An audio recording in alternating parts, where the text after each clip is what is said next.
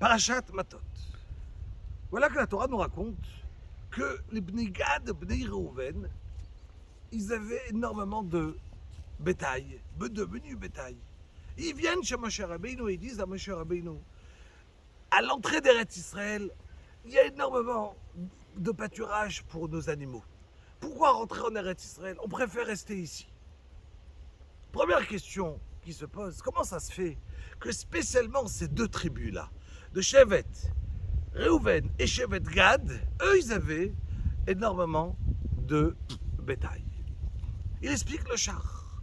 Reuven, tout le monde se rappelle qu'ils avaient trouvé les doudaïm. Les doudaïm, c'était une sorte d'herbe que Reuven, il avait ramené à sa mère dans Sefer Bereshit. Et quand sa mère, elle a vu ça, elle en a donné à Rachel. Rachel Imenu, grâce à ça, elle a eu des enfants. Alors, c'était le chevet de Reuven. Ils avaient une spécialité dans les doudaïm. Et voilà que la Torah nous dit que, on apprend de là que il y avait une sgoula dans les doudaïm pour avoir des enfants. Qu'est-ce qu'ils ont fait, Reuven? Il nous dit le char. Ils ont pris les doudaïm, ils les ont mis à côté du menu bétail, et ils ont fait que tout simplement, quand le menu bétail, ils ont mangé ces herbes, et bien alors, ils ont pu avoir le troupeau qui va s'agrandir. Et Shevet Gad. Quand on parle de la manne, il y a écrit Behu Kezera Gad. Kezera Gad, ça veut dire la manne, elle ressemblait à un zera qui appartenait à Gad. Quel rapport avec Gad? Pourquoi Gad? Vous savez que toutes les tribus, on en mangeait de la manne dans le désert.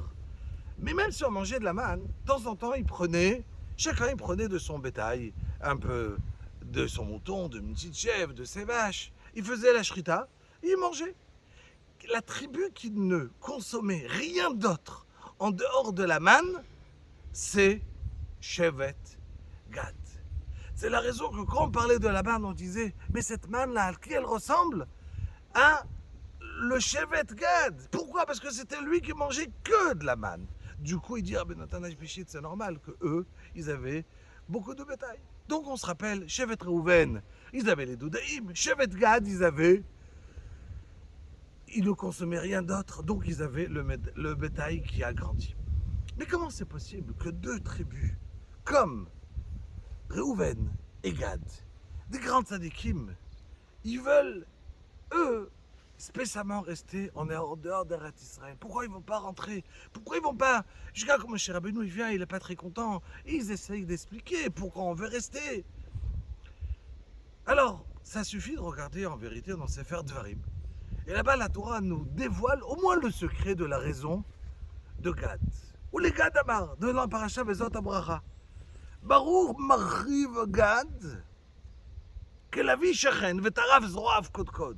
Vayareshit lo kisham, Chelkat Mechokek Safoun. Il explique là-bas sur place, Rashi, le Sforno, que Gad, ils ont vu par le roi HaKodesh que Moshe Rabbeinu, quand il va être niftar, alors c'est vrai que personne ne sait où il est enterré de manière précise, mais il va être enterré dans cette partie-là, dehors d'Eretz Israël, qui était proche d'Eretz Israël. Alors ils se sont dit, nous on va avoir le srout de pouvoir habiter, d'avoir cette partie de la terre où il y a Moshe Rabbeinu qui va être enterré.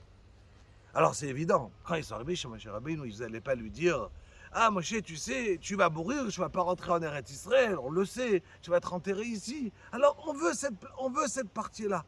Ils l'ont dit à Moshe Rabbeinu, regarde, on a beaucoup de bétail, nous avons énormément besoin de pâturage, donc on veut cette partie-là. Mais leur kavana, il nous dit Rashi, en vérité, n'était pas le pâturage. La kavana, il était en vérité avoir le srout, d'avoir cette partie de terre où il y a Moshe Rabbeinu. C'est la raison qu'ils ont voulu habiter dans cette partie-là. Évidemment, c'est un pshat extraordinaire. Et Reuven, d'autres mefarshim viennent expliquer quelle était la raison. On voit que les tribus de Akdoshim, c'était Reuven, Gad, qu'ils avaient leur raison extraordinaire. Et voilà que quand ils arrivent, ils disent à Moshe Rabbeinu, Moshe, on veut rester ici, ils ne donnent pas la raison. Et Moshe Rabbeinu, il vient, il commence à leur donner du moussard et du moussard et du moussard. Ils se taisent, ils écoutent, ils s'expliquent après. On ne coupe jamais la parole à personne, Kalvachomer pas, à Moshe Rabbeinu.